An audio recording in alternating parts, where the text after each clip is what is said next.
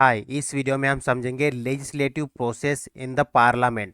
तो legislative process जो है लोकसभा और राज्यसभा दोनों में सेम होती है। तो हम सबसे पहले लेजिस्लेटिव प्रोसेस को समझे उसके पहले हम बिल को समझते हैं। देखिए, बिल क्या होता है? एक रिटन डॉक्यूमेंट होता है जिसको जब लेजिस्लेचर में लाया जाता है तो उसके बाद जब ये पास हो जाता है, मतलब लेजिस्लेटर की जब बहुमत मिल जाता है तो उसके बाद ये फिर क्या बन जाता है? एक्ट बन जाता है, एक कानून बन जाता है। तो इस तरह से दो टाइप के बिल हो सकते हैं, एक पब्लिक बिल और दूसरा है प्राइवेट बिल। तो पब्लिक बिल और प्राइवेट बिल होता क्या है, यही हम अभी दोनों के डिफरेंसेस समझेंगे। देखिए, जो पब्लिक बिल होता है, जब मिनिस्टर इंट्रोड्यूस करता है कोई भी बिल तो उसको पब्लिक बिल बोला जाता है। और अदर देन मिनिस्टर जब इंट्रोड्यूस किया जाता है किसी भी मेंबर के द्वारा तो उसको हम बोलेंगे प्राइवेट मेंबर बिल। अब देखिए यहाँ पे क्या है ना, जब मिनिस्टर कोई बिल लेके आता है तो इसमें मेनली गवर्नमेंट की जो पॉलिसीज होती है वो दिखाई देती है। और प्राइवेट मेंबर बिल में क्या होता है, जो मेनली पब्लिक मैटर से रिलेटेड जो भी चीज़ें होती है गवर्नमेंट की, उसका ओपोजिशन हमें प्राइवेट मेंबर बिल में दिखाई देता है। तो यहाँ पे क्या है, जो पब्लिक मेंबर बिल होता है ये इसके पास ज़्यादा चांसेस होते हैं कि ये अप्रूव हो जाएगा, क्योंकि ये यहाँ पे क्या है ना, ये गवर्नमेंट गवर्नमेंट बिल होता है मेनली। तो गवर्नमेंट के पास क्या होती है? मेजोरिटी होती है। इसके लिए इसीलिए हम बोल सकते हैं कि इसके ज़्यादा चांसेस होते हैं इस पब्लिक बिल के कि ये अप्रूव हो सके। लेकिन जो प्राइवेट मेंबर बिल है इसके बहुत कम चांस होता है इसके अप्रूवल के लिए। देखिए यहाँ पे क्या है ना, जब पब्लिक बिल को रिजेक्शन मिल जाता है, लेजिस्लेचर के द्वारा रिजेक्शन मिल जाता है, खास करके लोकसभा के केस, लोकसभा में, तो फिर गवर्नमेंट को जो है रेजिग्नेशन देना होता है।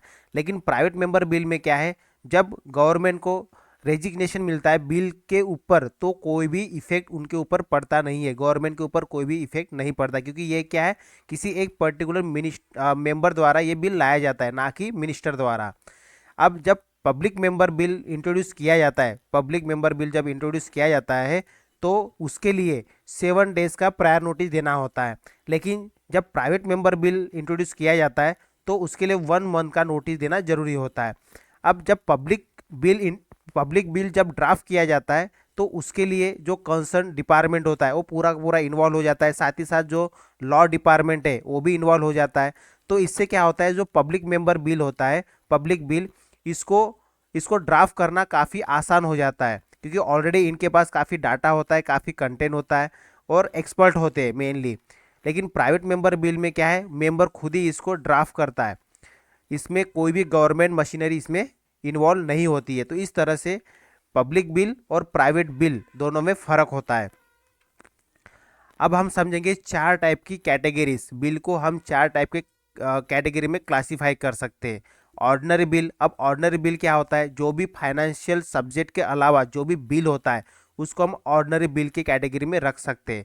मनी बिल क्या होता है, जो भी मैटर्स जैसे कि टैक्सेशन से रिलेटेड या पब्लिक एक्सपेंडिचर से रिलेटेड होते हैं उनको हम मनी बिल बोलते हैं। खास करके जब आर्टिकल 110 से ये लिंक करता है, मतलब जो भी मैटर्स आर्टिकल 110 में लिखे होते हैं उस मैटर से रिलेटेड अगर कोई बिल है तो उसको मनी बिल कहा जाता है। फाइनेंस बिल क्या होता है, फाइनेंस बिल, देखिए फाइनेंस बिल जो है financial matter different from the money bill, मतलब फाइनेंशियल मैटर तो रहेंगे लेकिन जो मैटर आर्टिकल 110 में नहीं होंगे, इसके अलावा कोई और फाइनेंशियल मैटर होंगे तो उसको हम फाइनेंशियल बिल में देखेंगे। देखो, इसको हम अभी आगे डिटेल में और समझेंगे, क्योंकि इसमें 2 टाइप के फाइनेंशियल बिल होते हैं। वैसे फाइनेंशियल बिल मनी बिल भी होता है। फाइनेंशियल बिल के 3 टाइप होते हैं वैसे, money bill, financial bill 1, financial bill 2। लेकिन अभी हम सिर्फ एक ओवरव्यू देख रहे हैं, ठीक है। तो मनी बिल क्या होता है, मनी बिल जो भी टैक्सेशन या पब्लिक एक्सपेंडिचर से रिलेटेड चीज़ें होती है उसको हम मनी बिल की कैटेगरी में रखते हैं। Financial bill other than money bill financial bill होता है। अब कॉन्स्टिट्यूशनल अमेंडमेंट बिल क्या होता है, जहाँ पे कॉन्स्टिट्यूशन के जो प्रोविजंस है उनको अमेंड किया जाता है। तो इस टाइप के मैटर्स को हम कॉन्स्टिट्यूशनल अमेंडमेंट बिल के अंडर में देखते हैं। अब इनको इन इन चारों को अभी हम 1 बाय 1 डिटेल में समझते हैं। देखिए, सबसे पहले हम समझेंगे ऑर्डिनरी बिल क्या होता है। देखिए, कोई भी बिल जो है ये 5 स्टेजेस से गुजरता है।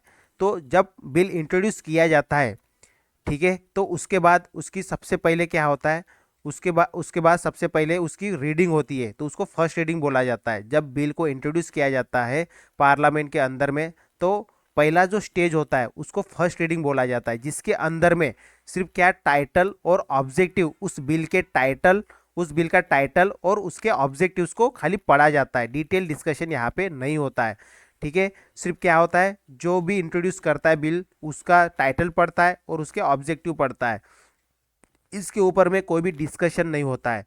ठीक है, और टाइटल और ऑब्जेक्टिव पढ़ने के बाद इसको जो गवर्नमेंट ऑफ इंडिया का गैजेट होता है उसमें पब्लिश किया जाता है उस बिल को। यही होता है फर्स्ट रीडिंग में, फर्स्ट स्टेज में यही काम होता है, टाइटल और डिस्कशन और publication of the that bill into the gadget of the India. ये हो गया फर्स्ट रीडिंग। सेकंड स्टेज को सेकंड रीडिंग बोला जाता है। देखिए इसके अंदर में क्या होता है, जब ये प्रोसेस कंप्लीट हो जाती है उसके बाद जो सेकंड स्टेज आता है इसमें डिटेल स्क्रूटिनी होती है, क्योंकि यहाँ पे उस बिल का एक फाइनल शेप दिया जाता है। तो इसमें 3 सब कैटेगरी है, इस सेकंड रीडिंग में 3 सब स्टेजेस है मेनली। सबसे पहले जनरल डिस्कशन होगा, उसके बाद कमिटी स्टेज होगा, फिर कंसिडरेशन स्टेज होगा।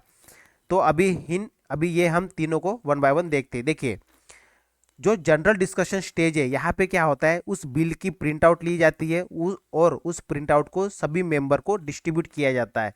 उसके बाद क्या होता है, प्रिंसिपल्स और प्रोविजंस को डिस्कस किया जाता है। उस बिल के जो भी प्रिंसिपल्स है और प्रोविजंस है उसको डिस्कस किया जाता है। इसको डिटेल जो है जो डिटेल है बिल का वो डिस्कस नहीं किया जाता है अभी। फिर उसके बाद क्या होता है, ये जो प्रिंसिपल और प्रोविजन डिस्कस करने के बाद उस बिल के ऊपर में इन चारों में से एक एक्शन लिया जाता है। अब देखिए पहली रीडिंग हो गई, फर्स्ट रीडिंग में क्या हुआ, सिर्फ प्रिंसिपल ऑब्जेक्टिव पढ़ा गया। सेकंड रीडिंग में क्या होता है, सेकंड रीडिंग में 3 स्टेजेस आते हैं, जनरल डिस्कशन, कमिटी स्टेज और कंसिडरेशन स्टेज। 3 स्टेजेस आते हैं सेकंड रीडिंग में। अब इसमें हम देख रहे जनरल डिस्कशन। तो जनरल डिस्कशन में जो पहला काम होता है ये होता है कि उसकी प्रिंट आउट जो है सभी मेंबर को दिया जाता है और इसके प्रिंसिपल्स और जो प्रोविजंस होते हैं, ठीक है, ये बिल किस लिए लाया गया है और उसके क्या क्या प्रोविजंस है इसको मेनली डिस्कस किया जाता है। और ये डिस्कस होने के बाद इनमें से ये 4 जो ऑप्शन है, 4 ऑप्शन में से कोई एक ऑप्शन को सिलेक्ट किया जाता है। तो सबसे पहला ऑप्शन क्या हो सकता है, पहला ऑप्शन उसको कंसीडर किया जाएगा कि जो भी मतलब प्रिंसिपल और प्रोविजन पढ़ने के बाद उस बिल को कंसीडर किया जाएगा, उसके ऊपर में अप्रूव किया जाएगा या डिसअप्रूव किया जाएगा, वट एवर इट में भी। ठीक है, पहला काम ये हो सकता है। दूसरा ऑप्शन क्या है, इसको सिलेक्ट कमेटी के पास भेज सकते हैं। मतलब ये ऑप्शन न करके ये क्या कर सकते हैं, सिलेक्ट कमेटी के पास उस बिल को भेज सकते हैं।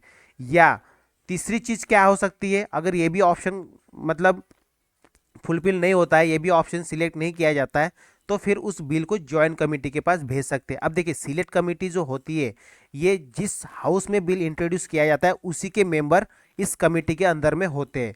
और जब ज्वाइंट सीटिंग होती है, ज्वाइंट सीटिंग में लोकसभा और राज्यसभा दोनों के मेंबर इस ज्वाइंट सीटिंग में होते हैं। तो एक तो ये ऑप्शन सिलेक्ट कर सकते हैं या ये।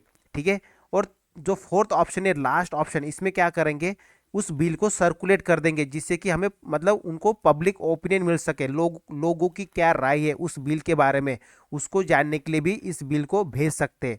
तो इस तरह से जो जनरल डिस्कशन वाला स्टेज है, ठीक है, सेकंड स्टेज में जो सेकंड रीडिंग है उसमें ये जो जनरल डिस्कशन है इसमें ये 2 काम करने के बाद इनमें से चारों में से कोई भी एक एक्शन लिया जाता है। ठीक है, अब मान लीजिए इसको सिलेक्ट कमेटी के पास भेज दिया जाए, तो कमेटी स्टेज में अगर जाने के बाद सिलेक्ट कमेटी या ज्वाइंट कमेटी, फिर ये जब कमेटी के पास जाएगा तो क्या होगा, उस बिल को thoroughly detail clause by clause उसके ऊपर को मतलब उसको एग्जामिन किया जाएगा, उस बिल को एग्जामिन किया जाएगा थोरोली क्लॉज बाय क्लॉज। ठीक है, और उसके अंदर में जो भी अमेंडमेंट होंगे, ठीक है, तो अमेंडमेंट को उस इट कैन बी अमेंड उसके अमेंडमेंट को मतलब उस जो प्रोविजन है उस बिल के उसको अमेंड कर सकते हैं ये कमेटी स्टेज में।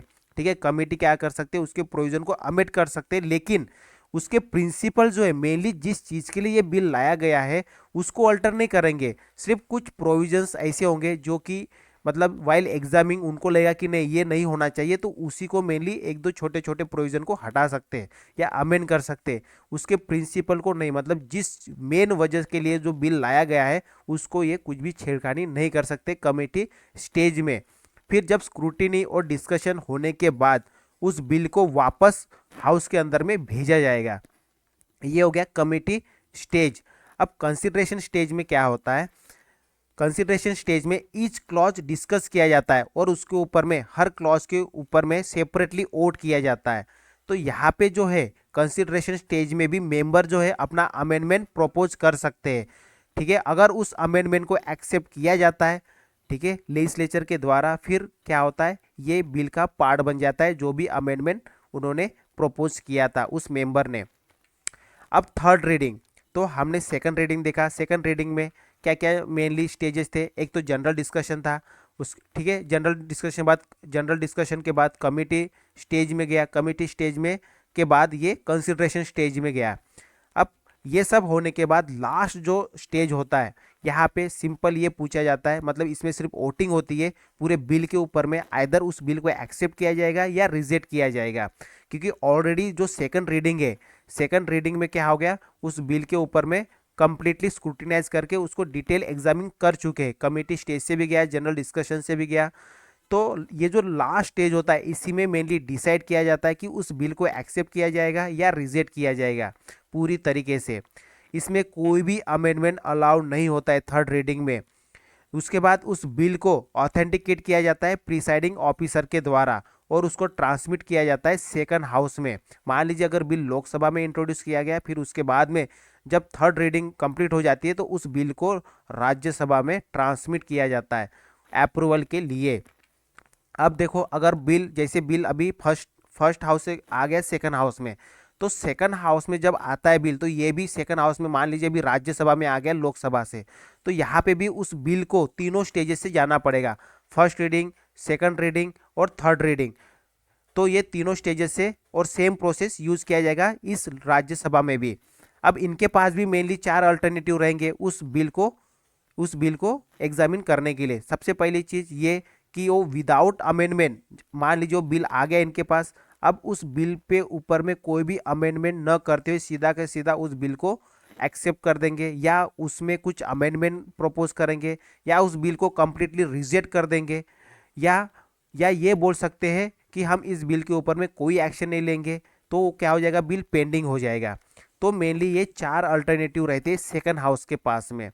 मान लीजिए अगर राज्यसभा से बिल लोकसभा में जाता है तो लोकसभा भी सेम प्रोसेस फॉलो करेगा, तीनों स्टेजेस से जाएगा, और ये उनके पास भी ये 4 ऑप्शन रहेंगे, या ये विदाउट अमेंडमेंट पास करेंगे, विथ अमेंडमेंट पास कर सकते हैं, या उसको रिजेक्ट कर सकते हैं और उसके ऊपर कोई भी एक्शन नहीं ले सकते।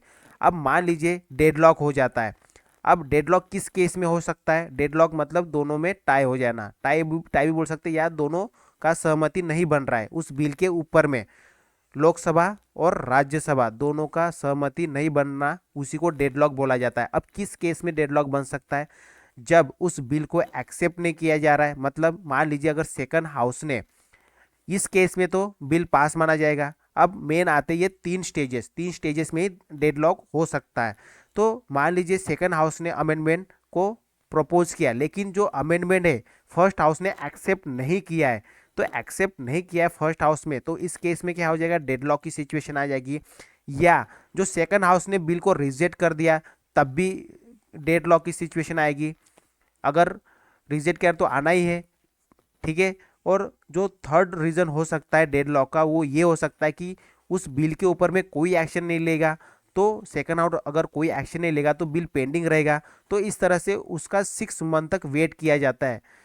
तो अगर आफ्टर 6 मंथ भी उसके ऊपर कोई भी एक्शन नहीं लिया जाता है, तो फिर ये इसको भी हम डेडलॉक के सिचुएशन में गिनते हैं।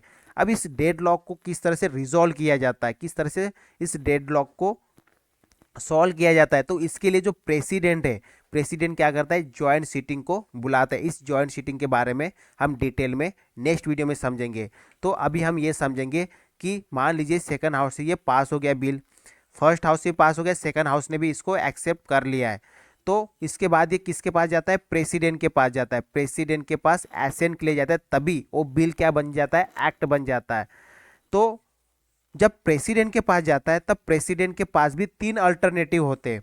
पहला अल्टरनेटिव ये है कि प्रेसिडेंट है उसके ऊपर अपना एसेंट दे देंगे, मतलब अपनी सहमति दे देंगे, या विथहोल्ड कर देंगे, मतलब मना कर देंगे उस बिल को, मतलब साइन करने के लिए, या उस बिल को रिटर्न कर सकते हैं, रिकंसिडरेशन, दोबारा इसको चेक करिए, इसके लिए ये पार्लियामेंट में दोबारा भेज सकते हैं। तो जब रिकंसिडरेशन के लिए प्रेसिडेंट जो है बिल को प्रपोज करता है तो फिर वो क्या होता है, हाउस के पास दोबारा जाता है। उस बिल वो जो बिल है दोबारा हाउस के पास जाता है। अगर हाउस उस बिल को विथ और विदाउट अमेंडमेंट प्रेसिडेंट के पास दोबारा रखता है तो फिर क्या होगा, प्रेसिडेंट को उसके ऊपर में एसेंट देना ही पड़ेगा। तो इस केस में क्या हो रहा है, इस केस में प्रेसिडेंट के पास कौन सा पावर है, सस्पेंसिव वीटो है। हमने वीटो देखा, चार टाइप के वीटो देखा है, ठीक है, absolute veto, definite veto, suspensive veto, इस तरह से हमने पॉकेट वीटो, इस तरह से चार वीटो देखा हमने। तो सस्पेंसिव वीटो में क्या होता है, जब बिल कोई भी बिल दोबारा, जब प्रेसिडेंट जो है रिकंसिडरेशन के लिए कोई बिल भेजता है और वो बिल दोबारा विद और विदाउट अमेंडमेंट ऑर्डिनरी मेजोरिटी के साथ, ऑर्डिनरी मेजोरिटी के साथ प्रेसिडेंट के पास दोबारा आ जाता है, तब उसको सस्पेंसिव वीटो बोला जाता है। तो इस केस में क्या हो रहा है कि जो प्रेसिडेंट है उन्होंने रिकंसिडरेशन के लिए बिल भेजा है, लेकिन हाउस ने अगेन दोबारा जो है विद और विदाउट अमेंडमेंट दोबारा प्रेसिडेंट के पास वो बिल को भेजा। तो इस केस में प्रेसिडेंट को अपने एसेंट देना होता है और इसी चीज़ को सस्पेंसिव वीटो बोला जाता है, जो कि इंडिया के केस में है। इंडियन जो प्रेसिडेंट है इनके पास सस्पेंसिव वीटो का पावर है। सस्पेंसिव वीटो क्या है, मैंने बताया कि अगर कोई बिल दोबारा प्रेसिडेंट के पास जाता है ऑर्डिनरी मेजॉरिटी के साथ, तब भी प्रेसिडेंट को उसको कंसिडर करना होता है, उसके ऊपर में एसेंट देना होता है, उसी को मेनली सस्पेंसिव वीटो कहा जाता है। अब हम समझेंगे मनी बिल क्या होता है। अभी हमने ऑर्डिनरी बिल देखा, ऑर्डिनरी बिल किस तरह से वो पूरा का पूरा उसका प्रोसेस क्या होता है, लेजिस्लेटिव प्रोसेस, वो हमने देखा। अब मनी बिल के केस में हम डिटेल में समझते हैं। देखिए मनी बिल जो है इसकी जो इसको डिफाइन किया गया आर्टिकल 110 में, इसको डिफाइन किया गया है। मनी बिल क्या होता है, इसके क्या प्रोविजन है, ये सभी आर्टिकल 110 में लिखा गया है। अब इसमें ये लिखा गया कि अगर कोई भी ये जो प्रोविज़न है, इन प्रोविज़न में से कोई भी अगर एक कंडीशन फॉलो करता है, एक या एक से ज़्यादा कंडीशन या पूरी कंडीशन कोई भी फॉलो करता है, तो उसको अंडर आर्टिकल 110 इसको क्या बोलेंगे, मनी बिल बोलेंगे। अब क्या क्या कंडीशन हो सकती है, क्या क्या प्रोविज़न को फॉलो करना चाहिए अगर कोई बिल को मनी बिल बोलना है, तो सबसे पहली चीज़, अगर कोई बिल इम्पोजिशन का या एबोलिशन या रिमिशन, अल्टरेशन या रेगुलेशन ऑफ कोई भी टैक्सेस का प्रोविज़न ला रहा है, तो इसको हम मनी बिल की कैटेगरी में रख सकते हैं। इम्पोजिशन, इम्पोज करना, टैक्स लगाना, एबॉलिश खत्म करना, रिमिशन कम करना, अल्टरेशन कुछ चेंज करना, रेगुलेट करना। तो ये सभी रिलेटेड अगर कोई प्रोविज़न लेके आना है या उस बिल में इस टाइप की कोई प्रोविज़न है, तो वो अंडर आर्टिकल 110 वो मनी बिल कहा जाएगा। या यूनियन गवर्नमेंट के बोरोविंग से रिलेटेड कोई अगर रेगुलेशन बनाना है और या इस टाइप से कोई बिल है जो मेनली डील करता है या बता रहा है या इसमें कोई बदलाव कर रहा है, borrowing of the union government, तो बोरोविंग इंडियन मार्केट से भी हो सकता है, इंटरनेशनल मार्केट से भी हो सकता है यूनियन गवर्नमेंट का। तो इस रिलेटेड अगर रेगुलेशन को कुछ भी इसमें फेरबदल करना है, चेंज करना है, कुछ भी करना है, तो इस रिलेटेड भी हम जो इस रिलेटेड को बिल को भी हम मनी बिल की कैटेगरी में रख सकते हैं। साथ ही साथ अगर मान लीजिए जो कंसिडेंसी फंड ऑफ इंडिया या कंसोलिडेटेड फंड ऑफ इंडिया है, इनमें से कोई भी मनी को या पेमेंट को विड्रॉ कर रहे हैं या उससे कस्टडी से रिलेटेड अगर कोई प्रोविज़न को हम अल्टर कर रहे हैं, तो इस रिलेटेड में भी जो जो बिल है उसको हम मनी बिल की कैटेगरी में कंसीडर कर सकते हैं। कंसोलिडेटेड फंड ऑफ इंडिया और कंटीजेंसी फंड ऑफ इंडिया से रिलेटेड कोई भी प्रोविज़न जिसमें मेनली कस्टडी, पेमेंट या विड्रॉल से रिलेटेड कोई चीज़ हो, या जो कंसोलिडेटेड फंड ऑफ इंडिया है उसमें से मनी निकालना है, तो उसके लिए हम क्या करते हैं, मेनली एप्रोप्रिएशन बिल लाया जाता है। जब बजट हो जाता है उसके बाद एप्रोप्रिएशन बिल लेके आ जाता है ताकि कंसोलिडेटेड फंड ऑफ इंडिया में से पैसे निकाला सके। तो इस रिलेटेड भी अगर कोई प्रोविज़न है बिल में, तो फिर ये भी मनी बिल की कैटेगरी में आ जाता है। उसके बाद मान लीजिए कोई ऐसे भी मतलब पेमेंट होते हैं जिसको मेनली चार्ज रखा जाता है कंसोलिडेटेड फंड ऑफ इंडिया से। चार्ज का मतलब इसके ऊपर कोई वोटिंग नहीं होती है। जब बजट हो जाता है तो इसके लिए ऊपर कोई भी सेपरेट या कोई भी वोटिंग नहीं होती है। जैसे मान लीजिए प्रेसिडेंट या सुप्रीम कोर्ट या ये इनके जो जज होते हैं या chief election commissioner, control and auditor general of India, इनके जो पेमेंट होते या इनवॉल्वमेंट होते, ये मेनली चार्ज होते कंसोलिडेटेड फंड ऑफ इंडिया से। तो इस रिलेटेड कोई डिक्लेरेशन मतलब कोई ऐड करना है या इसका कोई एक्सपेंडिचर बढ़ाना है, किसी का पेमेंट बढ़ाना है, जो मेनली चार्ज है कंसोलिडेट फंड ऑफ इंडिया पे, तो इस रिलेटेड मैटर को भी हम मनी बिल की कैटेगरी में लेके आ सकते हैं। उसके बाद रिसिप्ट, कस्टडी या ऑडिट किसका, यूनियन या स्टेट के जो कंसोलिडेट फंड ऑफ इंडिया है या पब्लिक अकाउंट ऑफ इंडिया, ये जो फंड है चाहे यूनियन का हो या स्टेट का हो, उसके रिसिप्ट से रिलेटेड, कस्टडी से रिलेटेड या ऑडिट से रिलेटेड कोई भी प्रोविज़न है तो ये भी अंडर आर्टिकल 110 किस में आ जाएगा, ये मनी बिल की कैटेगरी में आ जाएगा। तो इस तरह से ये जो प्रोविज़न है ये बता रहे हैं ये किस में लिखे हैं, ये आर्टिकल 110 में लिखे गए। इनमें से कोई अगर कोई प्रोविज़न उस बिल में है, ठीक है, या एक से ज़्यादा भी प्रोविज़न है तो वो फिर मनी बिल के कैटेगरी में आ जाएगा। अब देखो किस बिल को हम मनी बिल की कैटेगरी में नहीं लेके आ सकते हैं। जैसे मान लीजिए कोई हम फाइन लगा रहे हैं या कोई पेकुनियर पेनाल्टी लगा रहे हैं, तो ये imposition of the fine and pecuniary penalties ये हम मनी बिल की कैटेगरी में नहीं ला सकते। साथ ही साथ कोई डिमांड है या कोई पेमेंट ऑफ फीस है, किसी लाइसेंस से रिलेटेड या फीस से रिलेटेड, कोई सर्विस दे रहा है गवर्नमेंट उससे रिलेटेड, तो ये भी मनी बिल में नहीं आता है। या कोई इम्पोजिशन, एडॉप्शन, रिमिशन, अल्ट्रेशन या रेगुलेशन ऑफ टैक्सेस, को किसके टैक्सेस, लोकल अथॉरिटी के या बॉडी के, तो लोकल पर्पस के लिए मेनली, तो ये भी हम मनी बिल की कैटेगरी में या मनी बिल के द्वारा हम ये इम्पोज नहीं कर सकते। उसको मनी बिल कंसीडर करके ये सभी चीज़ें हम मतलब इम्पोज नहीं कर सकते या एबॉलिश नहीं कर सकते, रिमिश नहीं कर सकते, अल्टर या रेगुलेट नहीं कर सकते। तो ये इन कंडीशन में हम किसी भी बिल को मनी बिल नहीं कर सकते। अगर देखिए बिल जो है ये मनी बिल है या नहीं, ये कौन बताएगा, ये मेनली स्पीकर का एक डिस्क्रिशनरी पावर है। मनी बिल है या नहीं ये डिसाइड करने का पावर स्पीकर के पास है, और जो स्पीकर का जो डिसीजन होगा वो क्या होगा, फाइनल होगा।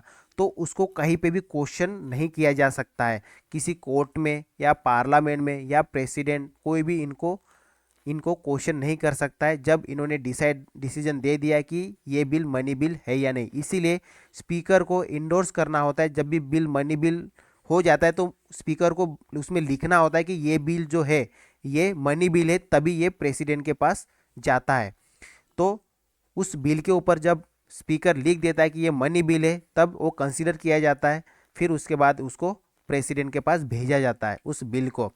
अब देखिए जो मनी बिल है इसके बारे में हम कुछ बेसिक चीज़ें जान लेते हैं। देखिए मनी बिल कहाँ पे इंट्रोड्यूस हो सकता है, ये सिर्फ लोकसभा में इंट्रोड्यूस हो सकता है।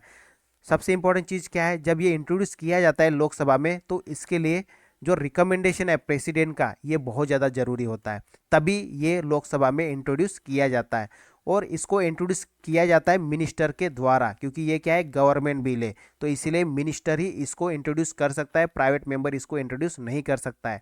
जब इसको राज्यसभा में ट्रांसमिट किया जाता है, लोकसभा के बाद जब इसको राज्यसभा में ट्रांसमिट किया जाता है, तब राज्यसभा जो है इसको रिजेक्ट नहीं कर सकता है, इसको अमेंड नहीं कर सकता है, बस प्रोपोजल दे सकता है, अपने रिकमेंड दे सकता है। और इसको विद इन 14 डेज विथ और विदाउट रिकमेंडेशन इसको लोकसभा में पास करना होता है। ठीक है, तो लोकसभा ये जो रिकमेंडेशन दे रहा है इसको एक्सेप्ट भी कर सकता है या रिजेक्ट भी कर सकता है। सभी एक्सेप्ट कर सकता है या सभी रिजेक्ट भी कर सकता है। मान लीजिए अगर वो 14 दिन हो गए राज्यसभा में और वो रिटर्न नहीं किया जा रहा है मनी बिल को, तो इस केस में क्या होगा, जो बिल है उसको पास माना जाएगा दोनों हाउस से, फिर ये प्रेसिडेंट के पास जाएगा। अब देखिए प्रेसिडेंट के पास क्या क्या ऑप्शन होते हैं मनी बिल के केस में। सबसे पहली चीज़ ये तो अपने एसेंट दे देंगे या एसेंट देने से मना भी कर सकते हैं, लेकिन रिटर्न नहीं कर सकते उस बिल को।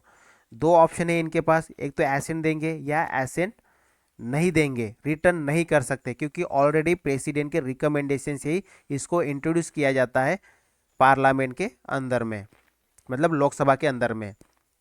अब हम समझेंगे ऑर्डिनरी बिल और मनी बिल में फ़र्क क्या है। हम दोनों बिल देखें, ऑर्डिनरी बिल देखें सबसे पहले, उसके बाद मनी बिल देखें। अब दोनों में क्या क्या फ़र्क है देखिए। जो ऑर्डिनरी बिल है ये लोकसभा और राज्यसभा दोनों में इंट्रोड्यूस हो सकता है, लेकिन ये सिर्फ जो मनी बिल है वो सिर्फ लोकसभा में ही इंट्रोड्यूस हो सकता है। उसके बाद जो ऑर्डिनरी बिल होता है ये मिनिस्टर या कोई भी प्राइवेट मेंबर दोनों में से कोई भी इसको इंट्रोड्यूस कर सकता है, लेकिन इसको सिर्फ, क्योंकि गवर्नमेंट बिल होता है तो इसको सिर्फ मिनिस्टर ही इंट्रोड्यूस कर सकता है। अब इसमें क्या है, जो ऑर्डिनरी बिल होता है ये without recommendation of the president भी इसको इंट्रोड्यूस किया जा सकता है, लेकिन मनी बिल के केस में इसको प्रेसिडेंट का रिकमेंडेशन जरूरी होता है before it introduction to the Lok Sabha. Amendment या रिजेक्शन कर सकता है राज्यसभा, लेकिन यहाँ पे मनी बिल के केस में कोई भी इस तरह का पावर नहीं होता है राज्यसभा को। उसके बाद राज्यसभा इसको 6 मंथ तक रख सकता है, लेकिन मनी बिल के केस में 14 दिन के अंदर इसको पास करना होता है। इसमें स्पीकर का कोई भी सर्टिफिकेशन जरूरी नहीं है, लेकिन यहाँ पे स्पीकर का सर्टिफिकेशन जरूरी है, तभी उसको मनी बिल कहा जा सकता है। उसके बाद इसका दोनों हाउस का मतलब अप्रूवल जरूरी होता है, तभी ये प्रेसिडेंट के पास जाएगा, लेकिन यहाँ पे जरूरी नहीं होता है। अगर 14 दिन के बाद भी अगर राज्यसभा पास नहीं करता है तो फिर इसको कंसिडर माना जाता है पास, और इसको फिर प्रेसिडेंट के पास भेजा जाता है। उसके बाद यहाँ पे क्या है, अगर ऑर्डिनरी बिल अगर डिफीट हो जाता है तो फिर पूरे गवर्नमेंट को रेजिग्नेशन देना होता है, लेकिन मनी बिल के केस में भी सेम प्रोसेस है। अगर मनी देखिए, ऑर्डिनरी बिल अगर डिफीट हो जाता है, अगर मान लीजिए मिनिस्टर ने इसको इंट्रोड्यूस किया है और मिनिस्टर ने इंट्रोड्यूस किया है और वो उसको उसको अप्रूवल नहीं मिलता या पास नहीं होता है, डिफीट हो जाता है, तो इस केस में कंप्लीट काउंसिल ऑफ मिनिस्टर को रेजिग्नेशन देना होता है। सेम मनी बिल के केस में भी सेम प्रोसेस मतलब सेम प्रोविज़न है। उसके बाद ऑर्डिनरी बिल को प्रेसिडेंट रिजेक्ट भी कर सकता है या उसको अप्रूव भी कर सकता है या रिटर्न कर सकता है। तीनों ऑप्शन प्रेसिडेंट के पास होते हैं in case of ordinary bill. Money bill के केस में क्या है, ये रिजेक्शन और अप्रूवल तो है प्रेसिडेंट के पास ऑप्शन, लेकिन रिटर्न का ऑप्शन नहीं है। तो इस तरह से जो मनी बिल और ऑर्डिनरी बिल दोनों में फ़र्क होता है, ये हमने जाना। अब समझेंगे हम फाइनेंशियल बिल। देखिए, फाइनेंशियल बिल के बारे में मतलब ये फाइनेंशियल बिल में क्या होता है, मेनली इसमें फिजिकल मैटर होते हैं, फाइनेंशियल मैटर होते हैं, जैसे कि रेवेन्यू या एक्सपेंडिचर। इस रिलेटेड मैटर इस फाइनेंशियल बिल में लिखे जाते हैं। अब 3 टाइप के मेनली फाइनेंशियल बिल होते हैं। एक मनी बिल होता है, दूसरा financial bill 1 and financial bill 2। इस तरह से 3 टाइप के फाइनेंशियल बिल होते हैं। अब मनी बिल का हमने देखा अंडर आर्टिकल 110 जो भी प्रोविज़न को फॉलो करेगा उसको हम मनी बिल की कैटेगरी में कंसीडर कर सकते हैं।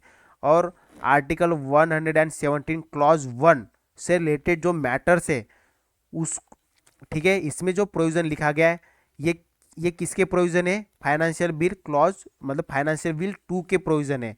फाइनेंशियल बिल 2 का प्रोविज़न कहाँ लिखा है, इसमें लिखा है आर्टिकल 117 क्लॉज 3 में। अब देखो, जो भी मनी बिल होता है, ठीक है, ये फाइनेंशियल बिल हो सकता है, लेकिन सभी फाइनेंशियल बिल मनी बिल नहीं होंगे। यहाँ पे देखिए, ये जो मनी बिल है ये फाइनेंशियल बिल हो सकता है, लेकिन जो सभी मनी बिल फाइनेंशियल बिल नहीं हो सकता। मतलब मनी बिल फाइनेंशियल बिल होगा, लेकिन सभी फाइनेंशियल बिल मनी बिल नहीं होंगे।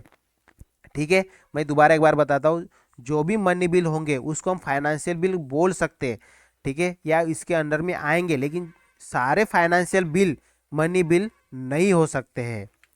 अब हम 1 बाय 1 सभी फाइनेंशियल मतलब दोनों फाइनेंशियल बिल, मनी बिल को तो देख ही लिया हमने, अब फाइनेंशियल बिल 1 और फाइनेंशियल बिल 2 को समझेंगे। अब देखिए, फाइनेंशियल बिल 1 में क्या लिखा है। देखिए, इसके अंदर में कौन से मैटर इंक्लूड है। देखिए, इसमें दोनों है, मतलब आर्टिकल 110 और जनरल लेजिस्लेशन से रिलेटेड अगर कोई मैटर्स है किसी बिल में 110 आर्टिकल 110 का भी मैटर है प्लस जनरल लेजिस्लेशन का भी मैटर है, दोनों का मैटर है, तो इस केस में उस बिल को हम फाइनेंशियल बिल 1 के कैटेगरी में रखेंगे। ये हो गया। अगर सिर्फ आर्टिकल 110 के ही प्रोविज़न है, इसी के प्रोविज़न है, तो फिर ये क्या हो जाएगा, ये मनी बिल की कैटेगरी में आ जाएगा। लेकिन अगर जनरल लेजिस्लेचर का भी प्रोविज़न है इस किसी बिल में, तो फिर ये किस में आ जाएगा, फाइनेंशियल बिल 1 में आ जाएगा। फाइनेंशियल बिल किस तरह से मनी बिल से सेम हो सकता है, देखिए, दोनों लोकसभा में इंट्रोड्यूस हो सकते हैं। फाइनेंशियल बिल 1 और मनी बिल दोनों कहाँ पे, लोकसभा में ही इंट्रोड्यूस हो सकते हैं। और जब इंट्रोड्यूस किए जाते हैं लोकसभा में, तो इसके लिए प्रेसिडेंट का रिकमेंडेशन बहुत ज़रूरी होता है। अगर मान लीजिए यहाँ पे इस केस में क्या होगा, इसमें क्लॉज है, इसमें यह है कि अगर कोई बिल मेनली रिडक्शन या एबोलिशन कर रहा है टैक्सेस का, मतलब टैक्सेस कम कर रहा है या हटा रहा है, तो इस केस में प्रेसिडेंट का जो प्रायर रिकमेंडेशन है उसकी आवश्यकता नहीं है। लेकिन अगर इस चीज़ के अलावा अगर कोई और प्रोविज़न है, तो फिर उसके लिए प्रेसिडेंट का रिकमेंडेशन जरूरी होता है उस बिल को लोकसभा में इंट्रोड्यूस करने के लिए। और ये सेम लेजिस्लेटिव प्रोसेस फॉलो करता है जैसे कि ऑर्डिनरी बिल फॉलो करता है, जो कि हमने देखा है ऑर्डिनरी बिल किस तरह से first reading, second reading, third reading से फॉलो होता है। अब यहाँ पे क्या है, ये ऑर्डिनरी बिल के लेजिस्लेचर प्रोसेस को फॉलो करता है। इसका मतलब क्या है, जो राज्यसभा है वो आइदर इसको रिजेक्ट भी कर सकती है और अमेंड भी कर सकते हैं उस बिल को। अब देखो, जब भी रिडक्शन, यही सेम चीज़ यहाँ पे लिखा हूँ मैं, रिडक्शन और एबोल्यूशन होगा टैक्सेस का, तो प्रेसिडेंट का रिकमेंडेशन जरूरी नहीं है। और ये देखिए, ये ऑर्डिनरी बिल है, मतलब ऑर्डिनरी बिल की लेजिस्लेटिव प्रोसेस फॉलो करता है। इसका मतलब क्या है, अगर डिसएग्रीमेंट हो जाता है लोकसभा और राज्यसभा के केस में, तो फिर इसके लिए क्या है, ज्वाइंट सीटिंग का प्रोविजन रखा गया है। प्रेसिडेंट के पास भी तीनों ऑप्शन है। कौन से, एक तो अपने एसेंट दे देंगे, या विथहोल्ड करेंगे, या उस बिल को रिकंसिडरेशन के लिए रिटर्न कर सकते हैं। तो ये है मेनली तीनों ऑप्शन प्रेसिडेंट के पास फाइनेंशियल बिल 1 के केस में, लेकिन मनी बिल के केस में ये ऑप्शन प्रेसिडेंट के पास नहीं होता है। अब बात करेंगे हम फाइनेंशियल बिल 2 के। अब इसके जो प्रोविजन है, इसमें क्या लिखा गया है मेनली कि expenditure from the consolidated fund of India not mention in the article 110। अगर ऐसे कोई प्रोविजन जो कि mainly consolidated fund of India के एक्सपेंडिचर्स के मैटर्स है, लेकिन वो आर्टिकल 110 में लिखे नहीं गए हैं, तो ये जो बिल होगा, इस टाइप का जो बिल होगा, वो फाइनेंशियल बिल 2 के अंडर हम देखेंगे। मैं फिर से एक बार बताता हूँ, फाइनेंशियल बिल 2, कौन सा फाइनेंशियल बिल 2 हो सकता है, ऐसे मैटर्स जिसमें मेनली ये कहा गया है कि हम कंसोलिडेटेड फंड ऑफ इंडिया में से कुछ एक्सपेंडिचर, कुछ पैसा खर्च करेंगे, लेकिन वो जो मैटर होगा वो आर्टिकल 110 में लिखे नहीं गए। तो ऐसे अगर 110 में लिखे हैं तो फिर वो मनी बिल में आ जाएगा, अगर नहीं लिखे गए हैं तो फिर वो फाइनेंशियल बिल 2 में आएगा। अब दूसरी चीज़ ये है कि अगर 110 प्लस लेजिस्लेटिव प्रोसेस है कुछ इसमें, तो फिर वो किस में आएगा, फाइनेंशियल बिल 1 में आ जाएगा। इस तरह से तीनों में डिफरेंट है। अब देखो, ये भी सेम लेजिस्लेटिव प्रोसेस फॉलो करता है जैसे कि ऑर्डिनरी बिल फॉलो करता है, और इसको इंट्रोड्यूस कर सकते हैं किसी भी हाउस में without permission of the, without president के रिकमेंडेशन से। लेकिन जब इसको देखो, इंट्रोड्यूस तो कर सकते हैं, लेकिन जब इसको कंसीडर करेंगे, उसके ऊपर में डिबेट शुरू हो जाएगा, उस बिल के ऊपर में बातचीत करना शुरू हो जाएगा, डिस्कशन शुरू हो जाएगा, तो उस केस में प्रेसिडेंट का रिकमेंडेशन जरूरी होता है। यही बस इसमें एक क्लॉज है। तो इंट्रोड्यूस करने के समय बिल को जब कंसीडर किया जाता है कि अभी इसको हम इसके ऊपर में डिस्कशन करेंगे, या इसको अभी हम आगे इसके ऊपर प्रोसेस करेंगे, लेकिन जब इसकी शुरुआत होती है, तो कंसिडरेशन स्टेज जब होता है, तब इसमें प्रेसिडेंट का रिकमेंडेशन जरूरी होता है। अब देखो, इसमें ये भी प्रोविजन है, क्योंकि ये देखिए ऑर्डिनरी बिल की तरह काम कर रहा है, ये लेजिस्लेटिव प्रोसेस जो है ये ऑर्डिनरी बिल के फॉलो कर रहा है। तो इसका मतलब ये है कि अगर लोकसभा और राज्यसभा में अगर डिसएग्रीमेंट हो जाता है, तो इस केस में भी ज्वाइंट सीटिंग का प्रोविजन रखा गया है। यहाँ पे प्रेसिडेंट के पास तीनों ऑप्शन है, अपना एसेंट दे सकते हैं, मना कर सकते हैं, विथहोल्ड कर सकते हैं, या इसको रिकंसिडरेशन के लिए रिटर्न कर सकते हैं इस बिल को। इस तरह से ये फाइनेंशियल बिल 2 है। तो यहाँ पे मैंने ये बताया कि फाइनेंशियल बिल 2 क्या होता है, ये कौन सी प्रोसेस फॉलो करता है। उसके बाद ये जब कंसिडरेशन स्टेज में आता है, जब इसके ऊपर में डिस्कशन शुरू होता है, तब डिस्कशन शुरू होने से पहले प्रेसिडेंट का रिकमेंडेशन जरूरी होता है।